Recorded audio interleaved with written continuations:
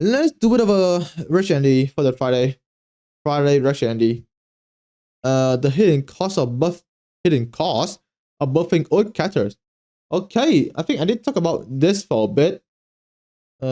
Just like summary, they can like add new like corner buff character, add new traces, new relics could do it maybe. But yeah, that's it. I don't know what you're gonna say, so let's do it So of starrail just let's do a bit of reduction, Andy. officially announced that they are planning on making adjustments to issues close to Trailblazers' hearts, including difficulty deploying older characters on the battlefield and the strengthening of these older characters. But what does this actually mean?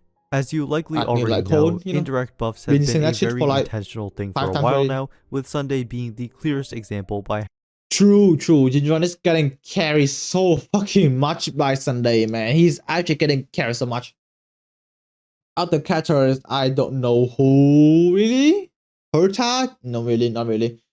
What Chicken? Buff by P-Fiction? Yeah. Himiko kind of there from like Fuga and stuff. Definitely not Suiji if you talk about break. Who else kinda like getting massive buff? Maybe a bit of a Jingli from Spocker release. Not too much. Not make her meta.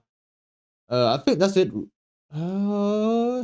Kafka, semi Kafka, right? What release back one? She gonna back again.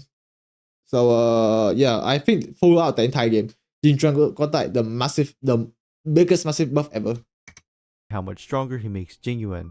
But besides new teammates, they've also had things like equipment, in-game combat modifiers, and new types of content, which have also Fiction just legit make her from like D tier to like S tier immediately, and Himiko as well. That's like insane. buffs in that they What's up, can make broski? some Welcome to older the stream. characters gain new relevance. So the fact that why is the quality so bad? Jesus Christ! Oh my god! Is my Wi-Fi today that bad? There we go. that they actually addressed how players are feeling like these actions aren't enough, and that power creep is making it so old units are significantly harder to use now than ever before, instead of just ignoring the issue and playing it off as a necessary evil for the sake of selling new characters, is pretty telling that whatever they have planned is likely going to be quite different from what we've seen up to now. Naturally, everyone is going to wildly speculate about this until we get actual details at some unknown point in the future, but to keep our expectations realistic, there's actually another gacha game out there with a beloved and well Honkai. I'm gonna say it because I did not pre-watch Honkai Impact. established system for directly buffing older characters that we can use to get. I am going to dox this guy. I'm to dox this fucking guy, bro. A more realistic idea of how such an implementation has both benefits and drawbacks. Dragon Ball Z Dokkan Battle. No fucking way, bro. Absolutely no fucking way. Dragon Ball Z? Really? You for real? From the same game? No, what is it? Same game manufacturer. Honkai Impact, right? Clearly, that's a clear choice. Sure, what Honkai don't make that top fucking chart, whatever, but come on, man. Like Honkai have like one of the best system to like make character viable. A single divine key, mid ridden, a boss killer, a single divine key revive trio, single divine key Kana revive reason for what 2 patches. Single divine key make Senti absolute fucking DPS. Like I don't play Dragon Ball Z, but like come on, man. At least like like same game, But now you have to mention fucking Dragon Ball. Battle is my most played gacha outside of Hoyoverse games, and it's been a juggernaut of the mobile gacha space for 10 whole years. Its gameplay is loosely similar to starrail in that you build a team before entering battle that can crudely be generalized as being Loki just seem like given that gachas have their servers shut down once they start losing too much money, Dokkan has managed to stay relevant for so long by making crucial changes across the course of its lifespan. One such change was the implementation of the fan-beloved It's been so long since I played one of this awakening system, like a gacha event are awarded 6 pulls worth of premium currency just by completing it, and then are given the materials to upgrade an existing character into it's like just pure dopamine, bro. Of itself. And these buffs aren't small by any means, as units that have I don't know what they're saying. I don't know what he's saying, bro. can instantly shoot It's back just up to a attack top buff, tier but must-have. okay. This pretty much seems like a perfect thing to do because players can be happy their old favorites are good again, and the developers actually do benefit because a unit which normally wouldn't have much draw can suddenly become very sought after by players to the point where they're willing to spend. But when a game is too generous for their own good... What, Legend of Runeterra?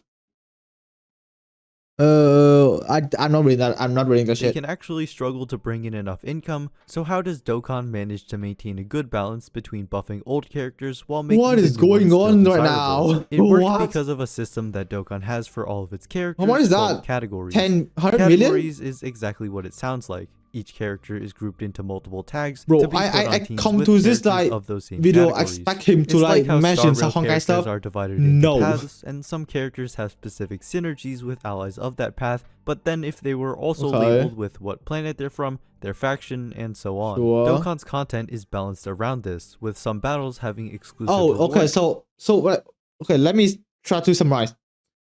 So basically, make an end game content where it's revolved around nations. Example, right? As you say here, if a character form is from Belobog or Follow the Hunt, they get maybe 10% crit rate buff plus some attack, some attack speed buff as well. And if I guess anyone following nihility, decreased duty, whatever, right? I'm guessing that's what he's saying. For using a specific category team, and other events going even farther by granting significant buffs as well, to like only if your team have like 2+ duty, you do more. So a new banner character might be the strongest in the game, plus burn but these damage. category requirements incentivize you to use your other units you might not have been willing to use otherwise. It would be like if starrail had a combat stage where all Belobog characters do double damage, causing repeating what I say, man. in value and be a better option than any newer DPS. This system is... I think it can be good, but however, they also have to design the boss around as well. Silly is good, but I think you can just also raw dog it with, Firefly, Fei Xiao, Yingjuan, Sunday. I feel like you also, that's like also viable, right? So you also have to design some mechanics around them as well, not just pure buff. That is just like most lazy design, most lazy fix ever, really. Is really good for how it encourages unit diversity, but there is one pretty significant downside. Making new units strong while maintaining the strength of older ones and having content designed around the fact that players have access to both ends up heavily incentivizing having accounts be built around horizontal scaling rather than vertical. I mean, I think they could fix it, really. Like just making the buff strong enough, like that the odd character is viable, yet not that strong that you can still use the other team. I think that's one way to easy fix it, really. Not that much. The problem, really, the problem is that the odd units are so weak that they cannot compare to the new one anymore.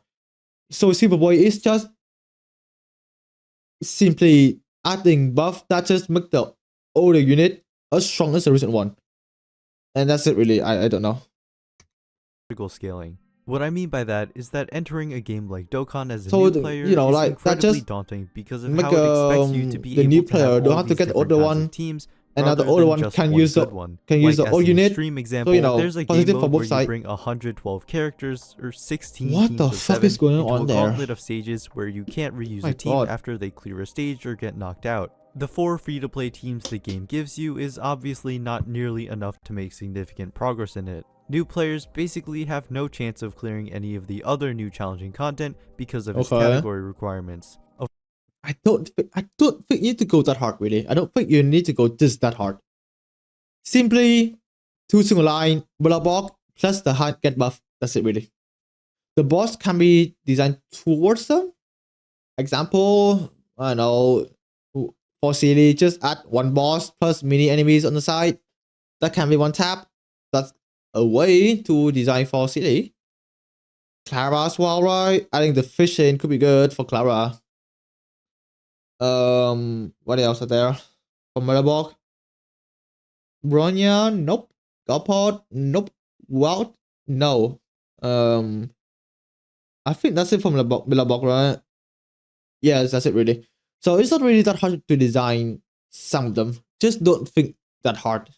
Of course, any player can reach that point after playing long enough and collecting enough characters, but I could definitely see this being overwhelming and a point of frustration for some. And also another counter argument here. This new game mode an end game one or like a semi new to mid game end mode? Because to me, right, this challenge or this game mode seem very much to be an end game one. So do new player really need to care about this at all? Like, do they really need to like, like, do they really need to full clear this when they can't even 6-star MOC or pure fiction? Can that do they really need to care about this emote when they cannot clear the others? Because simply, right, if you can max clear other, then surely you can also max clear this one to a certain degree. So I don't know which what is it called? Which progression of the game he is saying why this game would should be. a Dokkan unit getting an EZA doesn't always necessarily save it, as it's still confined to not being further adjusted after being shipped out. Sometimes a character gets one and they're still just not that good. Sometimes we talk about Dragon Ball and I just cannot give a shit, bro. Crept, which is why Dokkan decided to just do it again by introducing super EZAs to rebuff old EZAs. The system clearly isn't meant to combat the root cause of power creep and is more of a series of short-term solutions. So when it comes to starrail characters getting buffed, I can't help but think there has to be some kind of catch. This game— Please, just fucking select code, new light cones, traces addition, new relics. Please just mention one of them. Just mention one of them. That's the reason why I decided to watch this fucking video, by the way. I thought he gonna mention that and just discuss more into it, but no, he's talking about fucking Dragon Ball. Game is a money-making machine, in large part to power creep making new characters so incredibly desirable. Hoyoverse does some cool things sometimes, but it's hard to believe they were just hold on, yeah, that's true, yeah, true. They did do this. What the fuck did they do this, by the way? Does some cool things sometimes, but it's hard to believe they would just throw away what works by making characters already owned by a portion of the player base meta relevant again without selling a new unit, while decreasing the incentive for pulling new ones. And if we look at the original developer post, something nobody is really talking about is how they mentioned adding new challenge goals to the game. Maybe being tasked with beating a stage using only Bellbot characters is not that far-fetched after all. Now admit— no, that is quite bad, I'm gonna say that. That's very bad. Oh, only use Bellbot catcher? One fucking DPS? A 5-star limited one? Yeah, Clara can do it, but can you really do her? And what? Plus Bronya? Really? Bronya plus Lynx? This side not been that really that good. Seeing units not from Bellbot. Gapot can be, but I don't know about fucking that. I don't know, man. Only use cutter is very bad. That is very bad game design, by the way. I'm just saying that. Because clearly, let's say for me, right? I don't have that much DPS from Sanzhou. So imagine a game mode where they say only use Sancho cutter. I'm just dead there. I just dead locked there. I have nothing else. I have, well, let me think here. Fugui, Lingsha, Tinyun. Who else are there from Shenzhou I have? Maybe like all the 4-stars. Any other 5-stars I can think of? Does Ramai count as Shenzhou? No, she does not really. Chinese name from Chinese town. Yeah, okay. I think that's it really. So yeah, sure, that team is semi-viable. Ling Xiaofugui can solo all of them, but it will still be bad when I try to beat the game. That doesn't seem fun at all.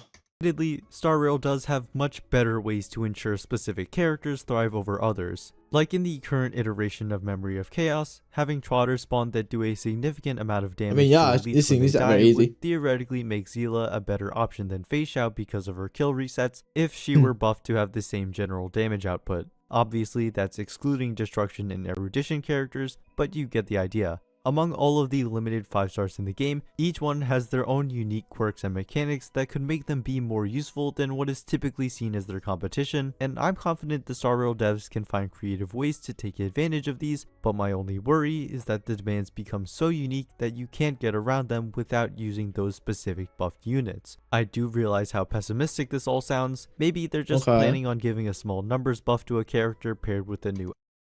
I don't think he's looking that far in, man. I seriously do not think he's looking that far in. Like, there are more ways to do this other than adding new endgame.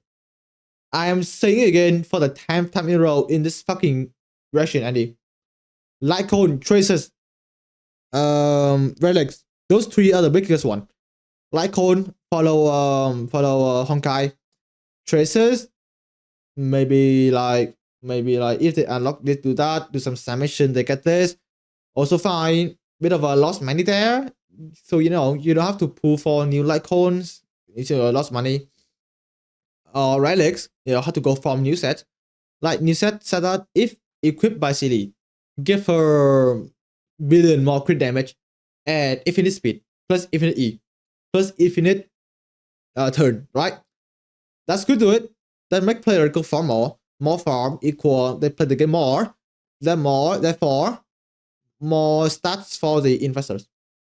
So Litecoin plus Relics are like the best one. Tracers bit down there, but it is still semi possible. God, look at fucking Jinglu, man. Holy shit, so hot. So yeah, that's like the major one. Other than that, as he said in the video, right? New challenges that also could work, but do not make them region lock. That's gonna be bad game design, very bad.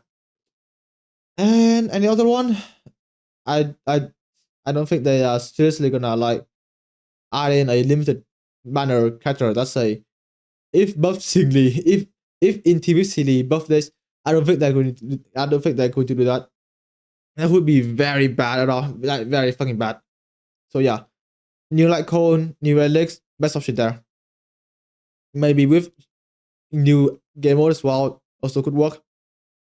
Relics plus 5-star character that buff for certain characters. That's more unlikely. Very unlikely. Outfit to sell, but I do think it's important that we keep our yes, if you buy this outfit, silly get billion more damage. True. Our expectations in check until we get real details about Hoyo's plans. I hope you found this video to be interesting or insightful. Okay. Subscribe for more Honkai starrail. Interesting? Probably fucking not. The whole thing he's talking about is fucking Dragon Ball. Sure, if you enjoy Dragon Ball, yeah, it is interesting, but for me, dude, holy fuck, I was going in this video on a different like view of this, what it's gonna be. But holy, that is just what 80% of just Dragon Ball? Oh my god. Okay.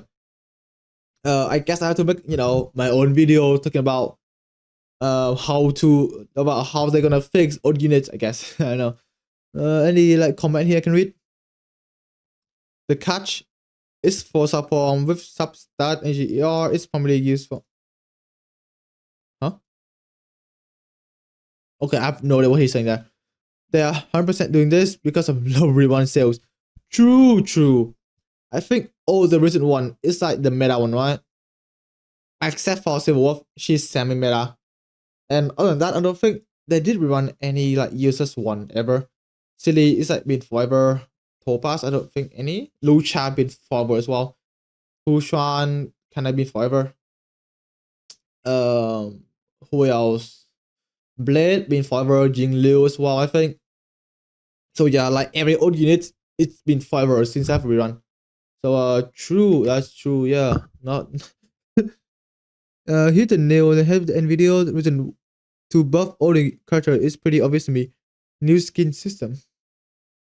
Alright, let's read then. It's not coincidence. This drop right after skin system was introduced. The notice who's Because in much. Oh, what skin system? Does it mean like change path or whatever? Which highlight bottom? If all characters have a 4 in value, skin cell won't have a long tail. Blah blah blah. But oh, so that means what he's saying here is that if a character gets a skin, a odd one, then they are definitely getting a buff somehow in some way. We have no idea. I don't know about this, man. This is seem way too stretch to me. Like this seem like they're gonna make the meta one pay to win, like pay skin. Whereas for the some older units, they can make it kind of free plus cheaper. It seemed that way, right? I don't think they're getting anywhere with the skin thing. Like, seem maybe switch there, really switch there. Like, holy switch. Blade 20,000 might be reachable for me. 1 EP with Firefly, 1 EP with Firefly, by the way, just 1 EP with Firefly. Holy power grab is real. So yeah, that's the reaction. A bit not what I expect here, like really not what I expect here it's gonna be, but I mean overall it did give some more insight, basically give new endgame mode. That's it really. So yeah, that's a reaction. Also plus subscribe to this guy, plus watch the video as well. So yeah, for you.